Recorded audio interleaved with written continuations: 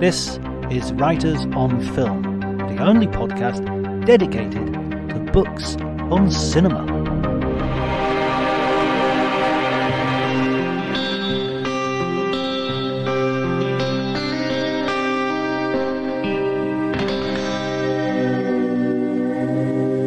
Hello everybody and welcome to Writers on Film. My name is John Bleasdale. I'm a writer and film critic, and today I'm going to be talking to Mark Edlitz, who has written a incredibly fun book called Movies Go Forth. This is a book which brings together a series of interviews about films which are the fourth entry in their franchise. And it is, as you will hear from our conversation, it brings up some very interesting comparisons, very interesting juxtapositions and ideas. And I had a whale of a time reading the book and a really great time talking to Mark.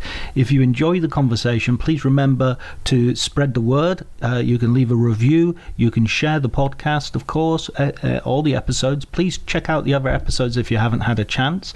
Also, you can follow me on Twitter and social media at Dr. John T, DRJONTY.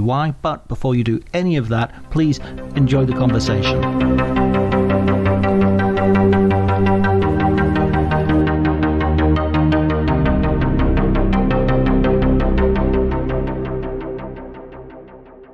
I was really intrigued by your book because of this idea of like fourth movies. And initially when I started reading it, I was kind of thinking, okay, this is a concept which seems a little bit random, if you don't mind me saying. But then as I went on, it was kind of weird how patterns began to come out. That there are actually, there are a lot of fourth movies that do this, or there are a lot of fourth movies that do that kill a series, or that reboot a series. Was that something that you started with, or was that something that sort of emerged as you went on with the book and the research? Yeah, that's a good question. And yes, I let's start with the first part, which isn't a question, which is a statement. It's a weird book. Yes. I wrote a book just on fourth movies. Even my family gently ridicules me for it because it's not necessarily what the world was asking for, a book just looking at fourth movies and series. And that's in part because of the way fourth movies and series are perceived. When you're doing a list of the worst films of all time, the easy answers are Jaws 4, Superman 4, The Quest for Peace, and Joel Schumacher's Batman and Robin. And then look, you've got 7 out of 10, and your list is already done. And what do those three things have in common? Obviously, is that they're all fourth films in popular series. And I'm not 100% sure how I came up with this idea. I think I backed up into it. I've always had a fascination with Jaws 4 because I loved the first one. When I was growing up, I really liked the second one too. I thought it was just as worthy at the time. There was so much goodwill from Jaws 1 that you buy into Jaws 2. You've got Roy Scheider. You're halfway there. All good. And then great poster as well. Great poster and great tagline. And it's a great poster and it's a great tagline. So you buy into it. And then when you get to 3, you sort of say, oh, what's going on here? And then by the time you get to the fourth one, the wheels have fallen off the wagon. And then the same thing with Superman 4. Superman 1 and 2 are so good and have such great performances by Christopher Reeve that they're classics. And then when you get to Superman 3, something's not quite right. The tone is off. It's focusing on a comic character, the Richard Pryor. And then Superman 4 is not well liked. There's famously production problems with it, and it's sort of cheap looking. And so subsequently, people don't like it, and we can talk about it either now or later. But there was what appealed to me about the film, while we're still keeping it more a global conversation about fourths in general, is that I see a good film in there somewhere. I see what they're trying to do. They bring it back to the relationship with with Lois and Clark. They try to bring back the regulars. They bring back Gene Hackman. It is an effort to bring it back to its roots, and that's what the interviews with the filmmaker of that.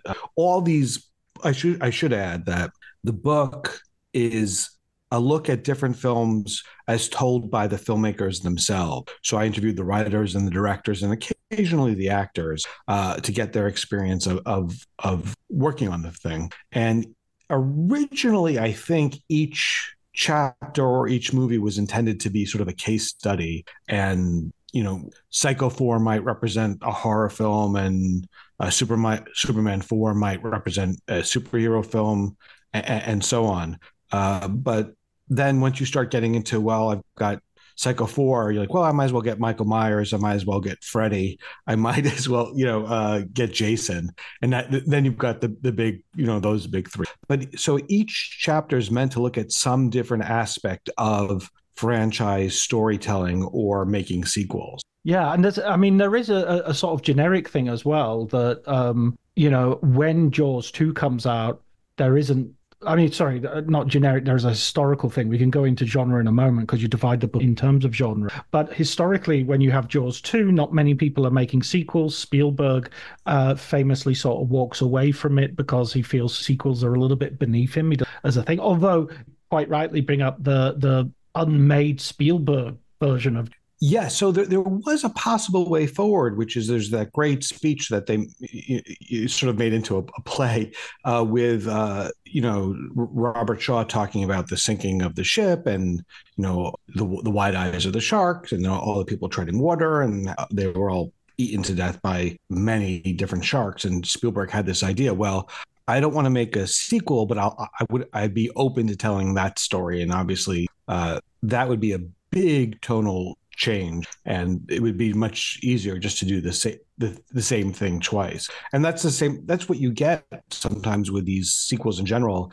is the first one is so good, do the second, make the same movie with slight variations. And that's actually what Bond is, continuity and change, or what Bruce Fierstein, three-time Bond screenwriter, calls the same but different, where the first and second films are often the same. The third one, someone has an idea, let's do something different, which is a good instinct. Let's not making the same film over and over again. Audiences get disappointed. And then the fourth film is often an attempt to get back to basics. Or they go to space. or alternatively, they can and should go to space, as in Leprechaun 4 and I think Critters 4. And the other thing I wanted to say about that was something really important that I will save for another moment because it's lost. It's not come back. Okay. Here it is. Here Go ahead. So Spielberg's experience of being a witness to these Jaws sequels, I think, is the reason why he's so intimately involved with these Jurassic Park sequels. Spielberg obviously did 1 and 2, and then for the other ones, he continue to oversee, and he wouldn't just rubber stamp and let other he would select the filmmakers, work with them on the stories, support their ideas. My impression is that he's never trying to impose his aesthetic on another filmmaker, but he is willing to say, well, what about this? What about this? And I think that's why, some of these films are just obviously blockbusters. They've kept up the audience interest. Yeah, I mean, another thing that strikes me about Spielberg's idea of the Indianapolis story is that would have meant a much larger budget, bigger cast, more sharks, more technical problems, a period film, which is a bigger budget automatically. And sequels were considered a sort of losing formula, sort of a quick cash grab. And the only way to really make money to make sure you cut the budget. So nowadays, the economics works in the other way, where the budget goes up. But with the original sequel, it was actually the budget would go down if you were going for a Poseidon Adventure 2. Yeah, well, yeah, absolutely correctly. There's a diminishing returns on the box office. And if you know that your second and third and fourth film are going to do less well at the box office, you say, well, the only way to make a profit, which is the goal of these, is to try to make a less expensive movie. But the thing is, if you're going to bring back the core characters, you're going to have to pay the actor. So you're paying the actors more, and you're putting less money into the production. So that's what it's. Which also helps. Yeah, please. Or you get George Kennedy to replace Yul Brynner, and I'm sure George will turn up for a sandwich at times. Well, that's the thing. Then you have these films that the Magnificent Seven series, as you're referring to, the Yul Brynner character wasn't the same actor each time. You get some. George Kennedy has his charms, but not as Yul Brynner, not in this heroic, Yeah, he was never a leading man, was he? He was always sort of Paul Newman's mate or the Clint Eastwood's mate in the Eiger Sanction. He was always He's better as, the Ernest Borgnine character in like The Wild Bunch than he is as William Holden in The Wild Bunch. Yeah, absolutely. He's quite a similar character to Borgnine, isn't he? He's kind of. I wonder if they used to get. I wonder who. I think Borgnine won an Oscar, so he would have been above Kennedy in the in the pecking order. I'm thinking who got whose scripts first, as you pointed out, just with the Magnificent Seven, there's certain hero jobs that lend themselves to sequels. If you're a cop, you could always get another case. If you're a detective, you could always get another case. If you're a spy, you always get another mission. If you're a superhero, there's always another supervillain to attack. And in the Magnificent Ambersons, in the Magnificent Seven, there's always another village to save. I guess Rocky is interesting because there's always another fight to have. But certain, the thing about disaster movies is they don't lend themselves to sequels per se, because how many, tall buildings can you set on fire and how many earthquakes can you have? So in that case, you don't tend to make sequels. Comedies don't necessarily lend themselves to sequels, although I interviewed a lot of the guys from the Police Academy series. They had a lot. They certainly made it, high number count. Yeah, Police Academy. You make the very good point as well, though, that I think they've got 7 or 8 sequels, or 7 or 8 films, I should say. But most of the profits were made on the first 2. The rest of the films were pretty meager showings after the first 2 had made their. Right, but you could make up your money on TV sales, on foreign sales, or on packaging them with other films in the series, which elevates the series. And when your new movie comes out, you put out the DVDs and Blu-rays of the first bit, or your VHS tapes in the case of Police Academy, and it reignites those sales. Yeah, so that's another incentive for doing this. That's absolutely true. I remember thinking, especially in the sort of the heyday of the DVDs, there seemed to be certain trilogies that you were going, well, I don't remember this being a trilogy. And it was like obvious they've probably made the third film in order to give it. But that's another point that I wanted to ask you about, because trilogy seems to have a certain. We have the Star Wars trilogy, we have the Nolan Batman trilogy. So it seems to make a certain sense of something pleasing about 3 as a structure. Absolutely. A trilogy is a perfect structure. It's a beginning, middle, and end. Or I think it's Aaron Sorkin who says, Act 1, you get your hero up the tree. Act 2, you throw rocks at them. And Act 3, you get them down. And a good trilogy sort of does that. Obviously Star Wars was, you could say, built as a trilogy. I know there's controversy about that or uncertainty about that. And, a certain amount of the filmmakers making it up as you go along. And when they say they have plans for the second and third film, that often can be very generic plans. It doesn't mean that they've mapped out every story point. But, in the 80s, 90s, trilogies used to be the hallmark of movie going, and a sign that your series has made it and entered the pop culture lexicon. There used to be an Indiana Jones trilogy. You know, Mm. there used to be a Mad Max trilogy, um, but when you get into fourths, you also get into a point where you can run the risk of altering your character. Mm. Like when you look at John McClane in Die Hard, he's an ordinary man in an extraordinary circumstance, and then by the time you get to the fourth one, he's jumping off of airplanes onto motorcycles or vice versa. But there's it goes up a notch, and you've changed your character. With Ripley in the Aliens film, that is a beginning, middle, and end with Alien 1, 2, and 3.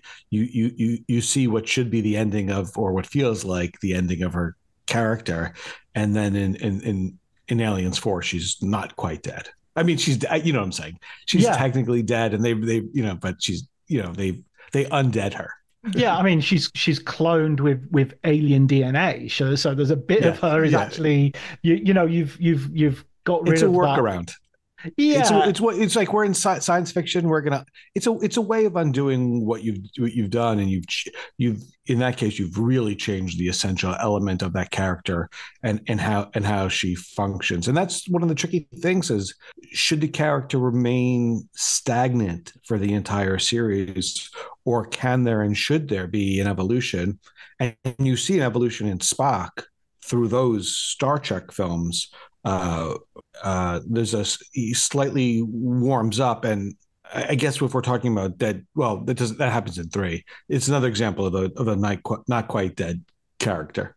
yeah. The dead and the resurrection sort of thing is something which Matrix Resurrections as well. It is something which seems to come into the fourth chapter more. And it is something that seems to be pervasive in our culture. But I always feel that at that point, some dramatic integrity has been lost. I mean, I even feel it these days. Game of Thrones for me, spoiler for anybody who's not aware of Game of Thrones, but the minute Jon Snow is dead and then alive, I'm like, okay, there's no more rules anymore. You're not, there's no gravity to this planet. I can't. I mean, I'll watch it; it'll be fun, but I'm not going to invest any emotion in this anymore. And I think maybe this is because I'm a kid of the 70s and I remember 70s, 80s, and I remember Bobby Ewing coming out of the shower. And it's just like as soon as that happens, it's well, we've jumped the shark.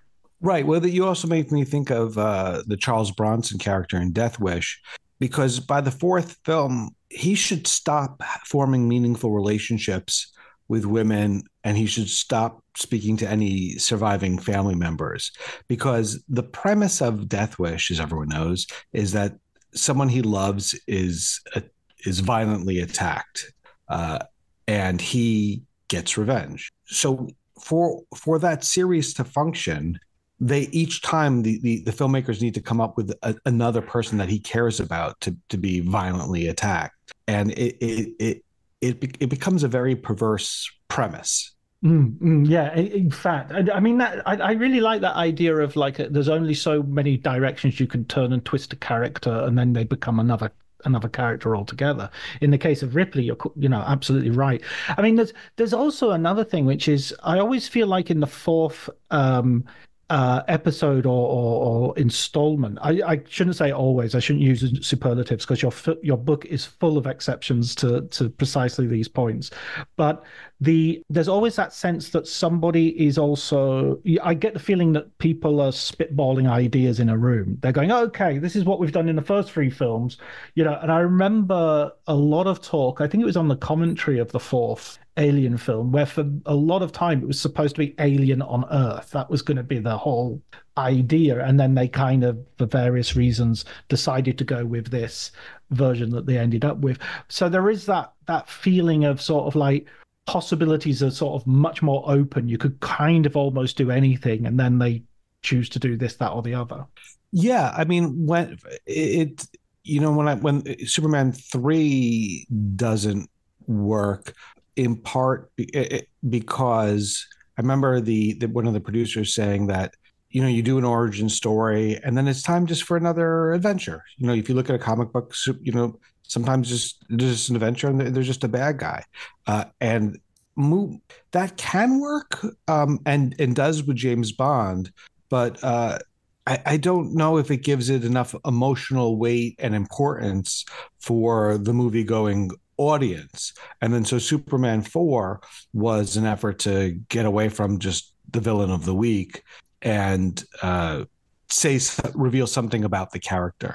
That's a really interesting point, because that's something, the way you've just described it makes me think, well, that's what television does, isn't it? It does, like, next week Columbo will be, solving another mystery, or the A team will ride into town and save another thing. But movies, we want something more momentous than that. We want something that is life-changing, both to the people that we're watching on screen and to ourselves. Yeah, and that becomes sort of one of the challenges of franchise filmmaking, both in the movies that have come out in the past and when they're going forward, is how much of the story you're telling. You don't, you want it, whatever story you're telling, you generally want it to have a complete beginning, middle, and end. And if there's story threads that will continue for future movies, they do. But that's another thing that filmmakers struggle with, is how much of the universe for the future movies do we want to set up, and how much of the story should just be its own story. And the thing that it's always good to remember is, if this first film doesn't work, there's not going to be another fifth film. Yeah, absolutely. Or even a second film, in the case of The Golden Compass, which I thought was a perfectly good film, and was, looking forward to seeing the others. Well, yeah, sometimes the fourth film is intended to be the first film in a new series. Like if you look at Highlander 4, Christopher Lambert, who is the Highlander of the films, was meeting the TV Highlander, and it was an effort to pass the torch. Sometimes the fourth film is the passing of the torch film, which Scream 4 pretended to do, and then did a little twist where it wasn't a passing of the torch film. You were meant to believe that one character is the new Sidney Prescott, and that person was not. Yeah, who knew that Scream would be so slippery in playing with our expectations? Which you've already said that you were fascinated by some Superman 4, and which of the other fourth entries did you find particular, like a compelling argument for this one's actually? I mean, I think you mentioned in the book that Friday the 13th, for instance, is like the peak of the Friday the 13th series. Well, the funny thing about Friday the 13th Part 4 is that it's called the final chapter, and it's most certainly not the final chapter. I'm also really interested in. So I think, just sticking with horror films for 1 second, I think Psycho 4 is an interesting film, and it did something that the Bates Motel TV series did, Yeah, which was very, very, very good. The TV series, and it was also both Psycho 4, which was interesting to me because it's both a sequel and a prequel. Mm. It shows Norman Bates growing up and his evolution into being the killer that we know and love, and then it also keeps with Anthony Perkins, and shows what's happening to him in later life. So I thought that was an interesting one. What was the question again? I'm well. Well, I'm just interested. I mean, that Psycho one is interesting because you mentioned, but the Bates Motel, and that's another thing which I think your book is really interesting, because it has all these sequels, almost from a time in which having a fourth episode was kind of a rarity. And as you say with Jason in the Friday the 13th, even Scream to some degree, Fast and Furious, Twilight, Harry Potter. There's lots now. That franchise filmmaking became kind of the norm. So a fourth episode is just the one before the fifth. It's no longer. Yes, exactly, exactly. And then a lot of times there is a fourth film just because the title is popular enough and you're ensured you could make a DVD sale or a TV sale. Before researching this book, I didn't know that there was a Home Alone 4, Mm. and I didn't know that there was a Meatballs 4. And I can't remember the exact number of shooting days, but they shot Home Alone 4 in I think South Africa on in like 21 days or something. And they there's also a Porky's 4, which they shot in half that time, maybe less. And Porky's 4 wasn't even called Porky's 4; it was called Pimpin' Pee Wee, named after the character. Pee Wee was the lead, and sort of becomes a pimp in this one, so he's Pimpin' Pee Wee, which is funny to make a part 4 and avoid the Porky's title, which is the only draw is sort of nostalgia for for that series, if for whatever it was. But that was made as a ash can copy, which is a really weird thought. An ash can copy is made just to preserve the copyright on the material. So the filmmakers were given permission. They worked out a deal. You have to make this film, but you have to shoot it by a certain date. Now, once that date lapses, you no longer have the rights to make that film. And they didn't want to lose the rights, so they made a real cheapy film called Pimpin' Pee Wee. And that happens also with Dimension and the Hellraiser films. Sometimes they're made because every few years you need to make a film, otherwise the rights revert back to the original right holder. And that also happens with the Spider-Man films. We believe that those films and those spin-offs help keep help keep the license with someone else other than the rights holder. And then the thing with Meatballs 4, which, as I said, I didn't know it existed, and I wasn't intending to include.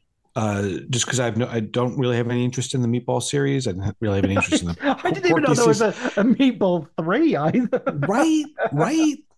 But I felt like I wanted to do my due diligence and see what was up with these. And I'm glad I did, because for Porky's, it introduced this concept of the Ashcan copy. But with Meatballs 4, what happened, and it's a much longer story than we'll get to here, is that the film started production with Corey Feldman as the lead under the title Happy Campers, and it was unrelated to the Meatball series. And partway through the filming, the producers learned that they could, if they retitled the film, they could sell it for more money. And so they walked on set, pulled the writer director aside, and said, "By the way, you're now making Meatballs 4." The director and / writer was not happy, nor was its star Corey Feldman. Because then you just look like you're in a very down market film rather than an Yes. original comedy. You've got no chance of becoming sort of a cult, individual film. You're always going to be like, oh God, they've made another one of these. And oh God, that's amazing. Where does Ashcan have some sort of, is there a story behind the name, or? There is, and I won't be able to tell it to you because Okay. escaped my memory. Okay, no worries. Maybe we can come back to that if it pops back into your head. Yeah, there are so many like American Pie movies as well. There's another sort of whole series that sort of ran and ran and ran. I think Eugene Levy is maybe the only connective tissue long before he did Schitt's Creek, I imagine. Yes, there's all these direct to DVD spin-off movies, American Pie : something, and then you got the title American Pie in it, and then you put the colon, and then you come up with the subtitle, and it could be anything. Band camp, exactly, yeah. And you are guaranteed more eyes on your film than if it didn't have that American Pie colon. Yeah, that's fascinating. That's really interesting the way the business works like that. I mean, I know there's a company. I was talking to a friend of mine about a company in America. The people who do Sharknado. Um, their original remit was basically if somebody's making a movie like Barbie, they'll do a movie called Cindy, and it'll be look the same. The poster will look the same, and it'll just be basically to fool people into going, oh, this is, they'll instead of doing, I don't know, Mad Max, it'll be Mad Mac. And it's purely made as a kind of to look like the thing and not to be that thing at all, Right. That's why people generally think fourth movies that's terrible because it feels like a very cynical exercise of just separating moviegoers from their hard-earned cash. And it often is, as in the examples you came up with. But then there's also some really good ones. People really like Fury Road. That's the fourth film in the Mad Max series. People really like Avengers Endgame, which is the fourth film in the Avengers series. But it's also, which is funny, it's also the, I don't know, I forgot the number, the 25th film or the 26th film in the Marvel series. So it is both a fourth film and a 26th film or whatever. But that's why sometimes filmmakers resist going for four. Spielberg seemed to resist going to Indy 4. Coppola's resisted Godfather 4. Although, as a sign of respect for Mario Puzo, who co-wrote the Godfather films with him and the original book, he did have ideas for a part 4, and Puzo wrote those down, and it became a book. But so yeah, lots of times for the reasons you're just saying, it's best to avoid those things. So I mean, like with Mad Max, I would always think of the first three as an original, with the Mel Gibson trilogy, and then I would think of Fury Road and now Furiosa as the beginning of a new trilogy. Yeah, I think that's fair. Absolutely. How do you feel about Star Wars in terms of where? Well, so I devoted a chapter of the book to this question. The question is, what is the fourth Star Wars film?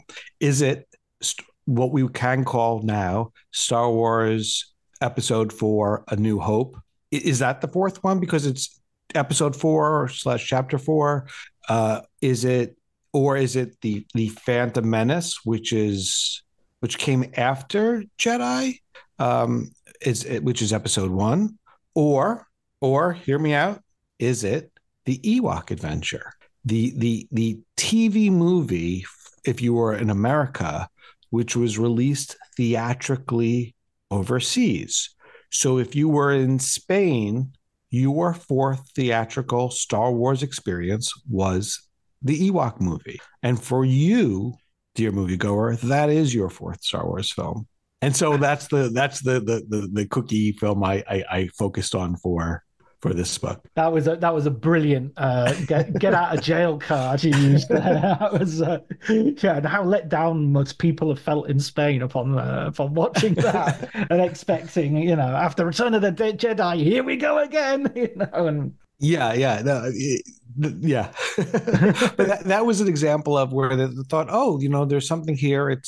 We could beef up the running time. We can release it overseas and reach that market. But let's not do it in America to sort of preserve what we think the Star Wars brand is, but possibly but don't necessarily care as much overseas, which is both telling and specific to that time, because now overseas can be greater than domestic America, and especially for these franchise films. Absolutely. I mean, I thought I remember when I was a kid watching Battlestar Galactica at the cinema, and I think that was only a TV film in the United States. Right. That's not covered in this book, but my vague memory is that was made as a sort of a pilot, which was released as a theatrical film to gain to increase interest in the TV series. I'm not sure if they got into some legal action because of bits. There were issues. I remember. Yes, I think there were. I think the Lucasfilm and ILM people weren't happy with that. The other thing I wanted to ask in terms of the we were talking about the different genres. Is there a genre that you think has is specifically more friendly to the fourth films? That there are more good fourth films in that genre than. Not necessarily good, but I could say Mm. more horror, Okay. we might think of action films because, you get to the Fast and the Furious and Lethal Weapons, and they do go pretty high, but horror films also get high numbers. Once you have a popular title, you could live off of it for a long time. Your Halloweens, your Friday the 13th, your Nightmare on Elm Streets. Uh, there was one that, and they can be cheaply made. And Mm. unlike an action film, a horror film can benefit from a smaller budget and a grittier, more aggressive style of filmmaking. Um, that could help. Generally, you don't see low budget. Generally, the lower budget action films show, burst at the seams. And one of the reasons the Bond films look so great is the amount of money that they put into them. So horror is a real big one. Also in terms of just doing my due diligence, I wasn't that. There's a fourth Hatchet film. So Kane Hodder, who plays Jason in some of the Friday the 13th, is a star of this Hatchet series.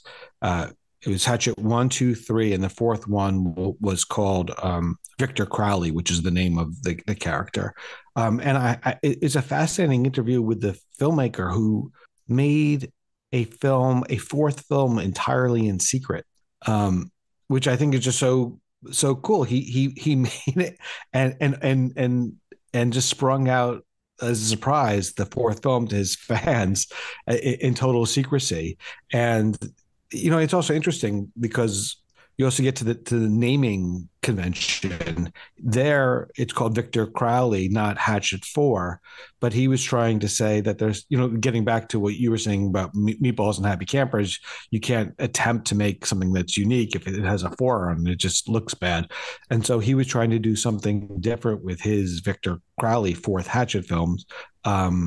But if there's a fifth film in that series, it's not likely to be Victor Crowley 2. It's going to be Hatchet 5. That's another thing is that okay. there's a. I'm sorry, what do you say? No. I'll say quickly. Remember your thought is that there's all the naming conventions on these things is just bananas, from small things to little things. Like if you look at the Friday the 13th, they change from Roman numerals. There's no consistency with titles.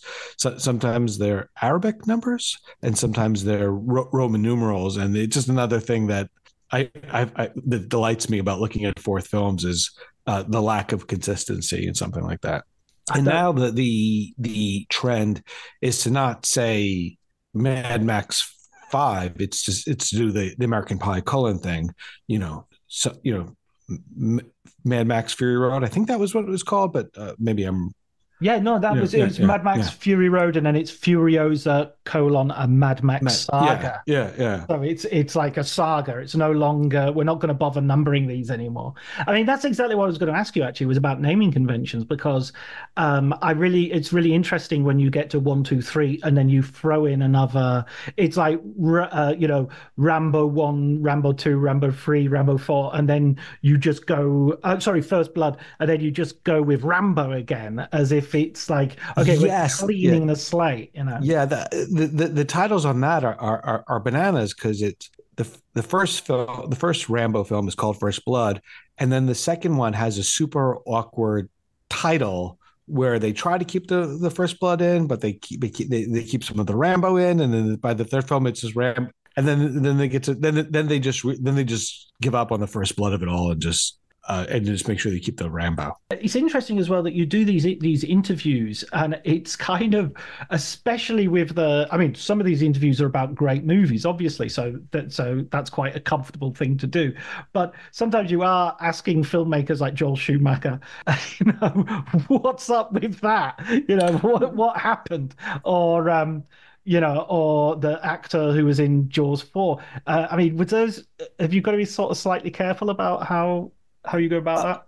Yes. my and that's the thing is that my intention is never to ridicule these films, even if I don't love them. I recognize that a lot of talented filmmakers put a lot of effort into these films, and their care, and they did everything they could to make it good. And if you look at everything they could to make it good, and if you look at some of their films, like Lance Guest, the actor, Last Starfighter, Sidney J. Furie, who did Superman 4, these are, Schumacher's made a lot of really great films. And so it's trying to understand their intentions and have them talk about the experience. And I was very lucky to speak with Joel Schumacher, who couldn't have been nicer to me and didn't need to speak with me about Batman 4, 20 years after it was done. It doesn't benefit him really at all to speak to me about it in a book about fourth films. Everybody who's ever interviewed him has said he's a wonderful person. I've always heard nothing but good things. Yeah. So lovely. And what was interesting to me about Batman and Robin is that there's several things. There's many things that are interesting to me about Batman and Robin, but it is the same creative team as Batman Forever, so which did very well and a lot of people like. So it's the same director, writer, DP, costumes, editor, music. I think that's mostly true, what I just said. And then the same group of people came together and made something that most people didn't like when it was first released, and quote unquote kill the Batman franchise.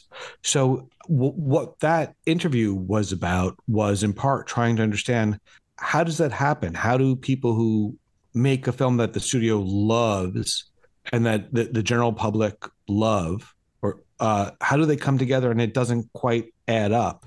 And that's the same thing with the Jaws 4. Is the premise of Jaws 4 is that this dead shark's friend or cousin is getting revenge on the other family members of someone who did his friend or cousin wrong. So that shark can't get revenge because the sharks that were killed in Jaws 1, 2, or 3 are dead. So it's sort of Charles Bronson. If you kill Charles Bronson, there's no more death wishes. So the premise doesn't make sense, but that was the premise. And so these filmmakers said, well, if we're going with that premise, and they convinced themselves that it is a good enough premise to work, let's do everything we can to make this film the best version of that story. And that's generally what happens, is the train leaves the station and the filmmakers try to make this the best version of that story, given the circumstances. And sometimes the circumstances are a not a great premise. It's not bad actors. You got Michael Caine, you got Mary Van Peebles. You've got Lance Guest. You've got some winning people. Superman 4 had Gene Hackman. Yeah, he's not bad. He's not bad. He's not shabby. No. So these are really talented people, and it doesn't always work despite their best intentions. Yeah, yeah. And I wonder if sometimes it's just purely in that, in that interview with Joel Schumacher, he sort of says, "Oh, we put too much story in." There's because I asked him, remember your thought for someone saying, I said to him, I went through there's 9 subplots. Each character gets their own arc. Bruce Batman gets an arc. Bruce Wayne gets an arc. Dick Grayson, Batgirl, even the Butler. Everyone has an arc. And I went through it, and then he paused and he said, "Oh, maybe." And it was sort of in a whisper. He said, "Maybe there were too many." Mm-hmm. And it was that's what it occurred to him. Oh, maybe we stuffed it with too much. But I'm sorry, what were you going to say? Please, what were you going to say?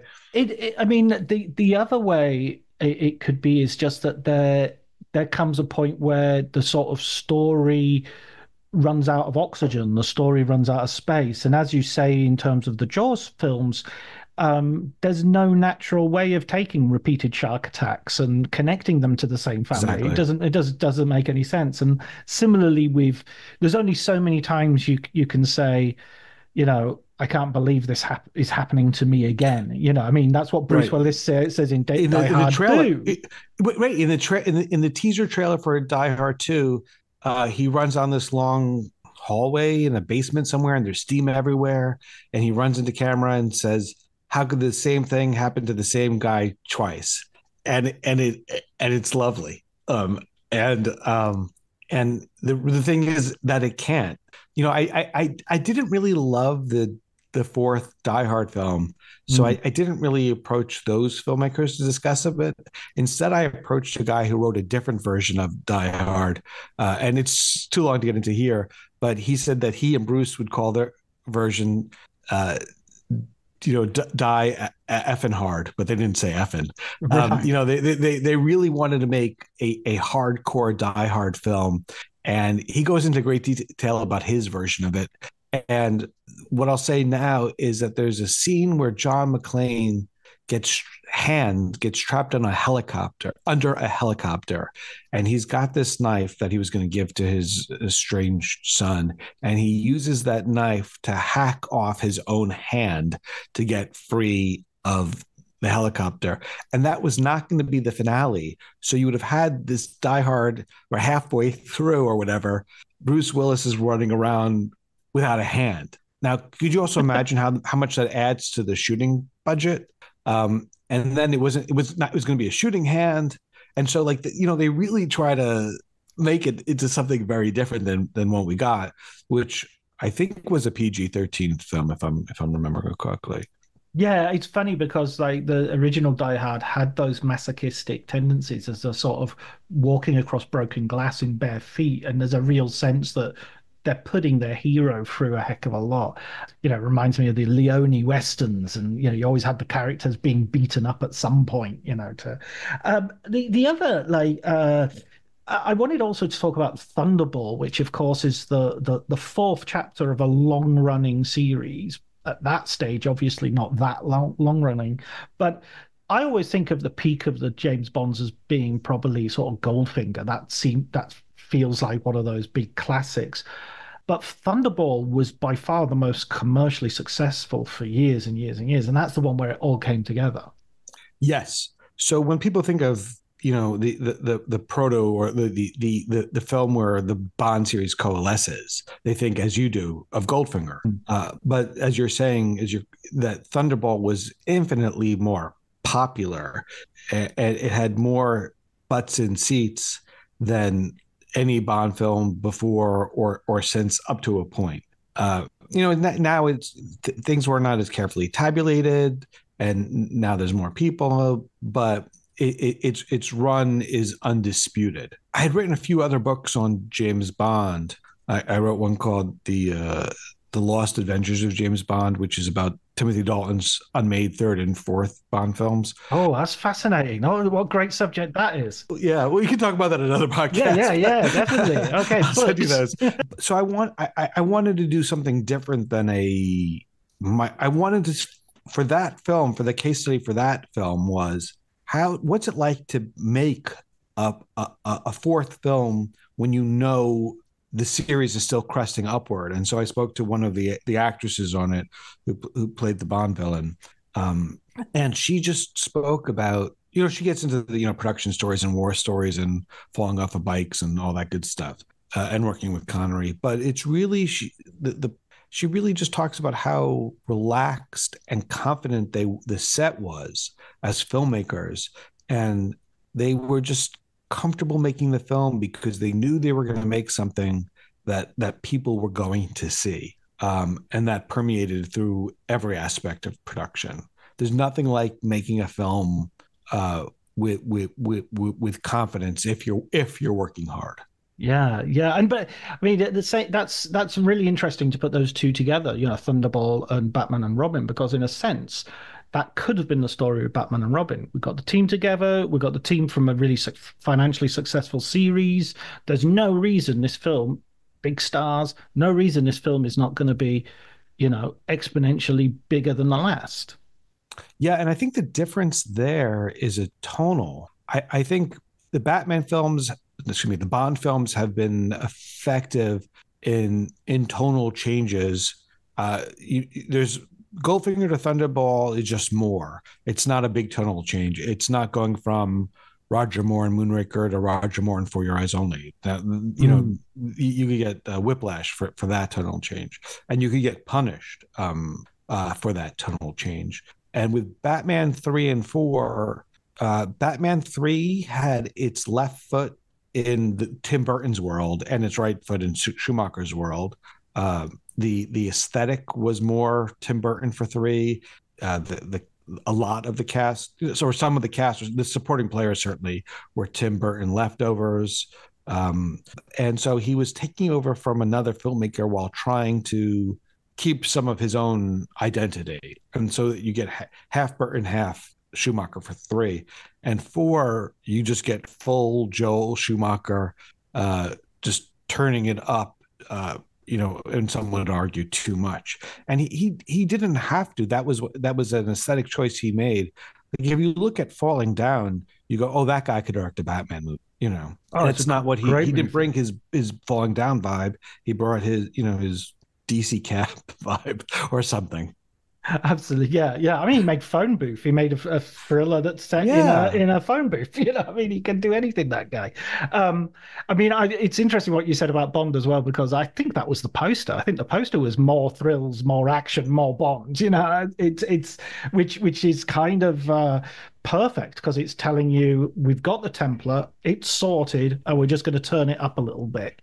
You know, and I think the it's same interesting. but different. Exactly, yeah, yeah. And you can see a progression, the first three getting increasingly more sophisticated, increasingly more there's bigger explosions at the end or what have you. Um and by Thunderball, yeah, it's you kind of start to get those battles that become a part of the climax of most Bond movies from then on. Which you kind of don't have in Dr. No from Daniel Russia Craig. with Love. Oh yeah, yeah, yeah, yeah. Right at the beginning, it's Sean Connery often just turning a lever and running away. or beating up Red Grant in a train, having a fight in a train or something. That's yeah, that Thunderball is one of those ones that I go back to and I enjoy, and I feel like I know the least of the Connerys. It's kind of like almost, and then you've got the thing of Never Say Never Again, which sort of blurs the memory of Thunderball because it's the same story. It's a remake. Yeah, I'm a Never Say Never Again fan. I think Sean Connery's performance in that is spectacular. I love how relaxed he is. I love the one-liners that he has, and the "You got me all wet, yes, but my martini's still dry" is one of the best in all of the Bonds. And I realized they didn't have the budget to really it, to make it compete with any of the Bond films, let alone Thunderball. Uh, but it's got Sean Connery as James Bond, and that makes me happy. Yeah, definitely. I'm glad it exists. It's got Johnny English in it. It's got Kim Basinger is in it as well. Yeah, no, I'm all for there being more Connery Bonds. In is one of the points you make as well as the Godfather. Are there any other sort of fourth chapters that didn't happen that you kind Yeah, of the one what I was I did a chapter on the unmade fourth Spider-Man. Uh, that it's incredible because I spoke to someone who gave me the entire story of what Spider-Man 4 was looking like plot wise, who the villains were, who the cast was. Um, and it's a really long story, but they were trying to make Spider-Man 4 with Sam Raimi and Tobey Maguire, uh, and it got close. They had a script. They were in pre-production. They were working towards it, and it got shut down. And that's one of the things. That's one of those where it just got too expensive, not just from the story, but also I suspect from the creatives once you're Tobey Maguire gets a payday, Sam Raimi gets a payday, deservedly so. And they were pushing the story. They were pushing Sam Raimi in a way that he didn't feel totally comfortable with. And after making Spider-Man 3 with a villain that he wasn't passionate about, he said, if I'm not going to make the film the way that I feel comfortable with, then I'm not going to make the film. He said, let me do what I want to do with these characters. And he had some extreme ideas. He said, you're going to reboot this thing when I'm done anyway. So let me make these bold, creative choices. We'll make this, and then you reboot it, But they didn't feel comfortable with that. So they just made, they kind of remade the first, the next Spider-Man film that they made was with, Andrew Garfield, and it was another origin story. Yeah, bloody origin stories. Sick of them. Sick of them at a certain point. I don't care where you come from. I care what you're doing. The only place in the world that Freud still lives well is in Hollywood, USA. I blame Orson Welles and his sledge. Listen, Mark, final question. This question Yes. actually, I've not been asking it as regularly as I used to do. But have you got a film book recommendation that Yes. you'd like to give us? I love film book recommendations, and that's why I love this podcast. Your podcast is that I love movies, but I also love books on movies just as much as I love movies, Yeah. which is somehow wrong, but that's what I love about this No, no, don't podcast. say that. Don't say that. You're absolutely my target audience. So I've got a bunch there's Hitchcock Truffaut is sort of the is obviously an interview book between Alfred Hitchcock and Francois Truffaut, and it's both how I learned filmmaking. Watch a Hitchcock film, read the story. Watch a Hitchcock film, read that story. But it's also sort of the model for this book, Mm. where this interview style book, and it's informed my approach to writing these things. David Mamet wrote a great book on directing films that I highly recommend. Carol Rice wrote a book on film editing, which helped me get a job with him as an AD on a theater play, because I stole it from the library when I was a kid, Whoa. and I loved it. And I was like, you wrote a book, on editing. So that just has Impressive. I'm that just, impressed. and then there's two more. There's Spike Lee wrote a book that published his diaries for the making of Do the Right Thing, which is very useful for young filmmakers. And then my last book is actually related to Orson Welles, and you mentioned Orson Welles earlier. It's a book by Jonathan Rosenbaum called Discovering Orson Welles, and it's a series of essays where he tries to write about Orson Welles, but the commentary before those essays has him correcting the record on his published work. So not only is it a insight into Orson Welles, but it's also an insight into film criticism, and where as film critics we fall short.